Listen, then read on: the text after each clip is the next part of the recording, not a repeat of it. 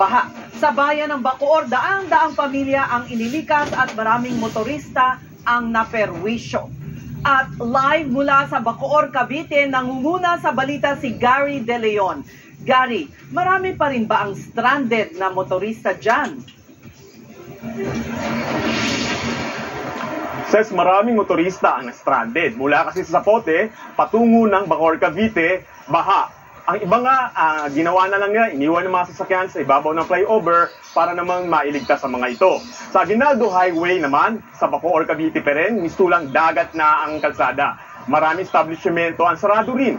Dahil bukod sa malalim na baha, brownout din kasi sa lugar. Mula pa yan kagabi. Mula naman sa Bacoor hanggang sa Imus, halos tinalubog na ng tubig baha ang mga kalsada. Maraming naglalakad sa baha at sa gitna ng kalsada para makauwi. Pero ang mga bata naman, ginawang swimming pool pa ang baha. Ses. Gary, ilang bayan ang apektado ng pagbaha dyan sa Cavite? At may mga naiulat din bang mga nasirang istruktura? Sa tala ng Cavite PDRMO, 12 bayan ang bagyang binaha pero nagpatupad ng preventive evacuation ang LGU. 2 bayan naman sa Cavite ang nakaranas ng malawakang pagbaha. 7 bahay naman sa Ternate ang nasira ng habagat, 4 sa Naik at 1 naman sa Alfonso, habang pahirapan naman ang pagdaan sa Magallanes na Sugbu Road. Tanging motorsiklo lang kasi ang pinadaraan at pinapayagang makaraan sa ngayon. Wala naman na italang casualty ang PDRMO. Abot sa 496 families ang niligas mula sa 12 bayan naman sa Cavite. Sa ngayon nagdeklara na ng state of calamity ang Cavite. Ito ay inanunsyo ngayon ni Cavite Governor Abeng Remulla. Kanina naman sinasabi may isang bangkay na natagpuan kahapon sa area ng Ternate, pero sabi ng PDRMO hanggang sa ngayon ay hindi pa raw ito na. Alright, yan ang ulat ni Gary De Leon live mula sa Bacoor, Cavite. Bakit nga ba matindi ang pagbaha sa Metro Manila? Ipinaliwanag yan ng isang eksperto. At live mula sa Commonwealth Avenue sa Quezon City, nangunguna sa balita si Marian Enriquez. Marian, ano ba ang paliwanag ng eksperto?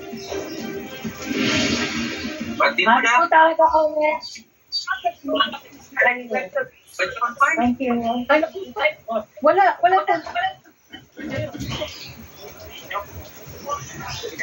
Babalikan natin si Marian. Okay, sige Marian. Kamusta ang signal ngayon? Subukan mo ulit. Yes, nakausap nga natin mismo si Project NOAA Executive Director Dr. Bernard Aglay. Ito ay nasa kanya talagang marami yung ulan na binugot na ito na mag-compensate at nakahabagan na talagang parado na yung drainage system. So, karaniwan, padalas yung mga lugar na pinabaha ay yung mga nasa talunan ng tubig tulad ng mga pitik o yung mga nasa ibabaw ng mga ilog o sapa ng yapatan ng highway. So makikita po ninyo sa inyong mga screen, dito nga sa NOAA Studio, no, pinakita ni Nagmar na kung sa mga na araw, for example, sa Commonwealth Avenue, hindi ko makikita yung masyadong tubig sa ilalim. Pero oras na bumaha, o oras na bumulog sa ulan, ay talagang nagpapahalan. So, wala na kasi pupuntahan yung tubig, oras na mapuno na yung drainage sa ilalim, umaapaw na ito sa kalsada. Ang mainam doon sana na ginawa noon ay tinaasan nga yung mga kalsada para hindi makaharang doon sa dalihan ng tubig. Ayon kay Lagmar, sa nga doon sa solusyon, ay paggawa ng detention basin. Ipagsamantalang ibakan ang tubig. Pakinggan natin itong pahayag si Dr. Macar Lagmar. Yung mga part na malawak, doon muna maiimbak yung tubig. So, ibig sabihin yan, mababawasan yung tubig na aagos doon sa mga sapa na yan. At pag nabawasan, ay malilimitahan yung pag-apaw. Tapos, hindi na siya aapaw doon sa kalye. Pero it takes time. These things take time to construct. Paunti-unti. Marian, alam mo, apektado rin ang komunikasyon pag umuulan Pero eto, subukan natin. Ano naman ba ang sinabi ng MMDA tungkol sa pagbaha dyan sa Commonwealth Avenue? Yes, ayun nga, doon sa MSPA, base doon sa inspeksyon ng DOTR, DPWH, at ay talagang meron daw po sila nakita nga dito, no? Sa bahagi nito, may nakaharang daw na poste at mga construction materials doon sa drainage system at doon nga sa nabunta ng tubig. So may kalsada, malapit nga doon sa MRT7 project. At yung MRT7 is yung kinoconstructed kay Richard Belmonte na dahilan ng pagbaha. Pakinggan natin itong kanyang pakinggan.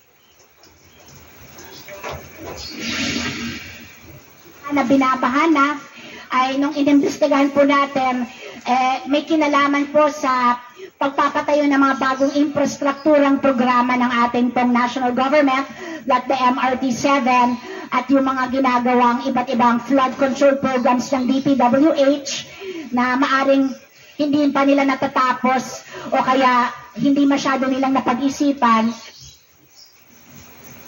Pero ayun nga yung MRT7 Project Management Office, siniro itong proyekto nung dahilan ng pagbaha dito nga sa Commonwealth. Hinayo nga rin nila yung mga istruktura sa labas ng drainage lines. Siniro ito nakaharang doon sa pagdaloy ng tubig. Kasi nga rin daw doon sa inspeksyon ng kanilang mga engineers ay barado raw ng basura itong mga drainage outlets na dahilan ng pagbaha sa lugar. Balik sa inyo. Okay, parang barado rin ang linya ng komunikasyon. Pero maraming salamat. Yan ang ulat ni Marian Enriquez live mula sa Quezon City.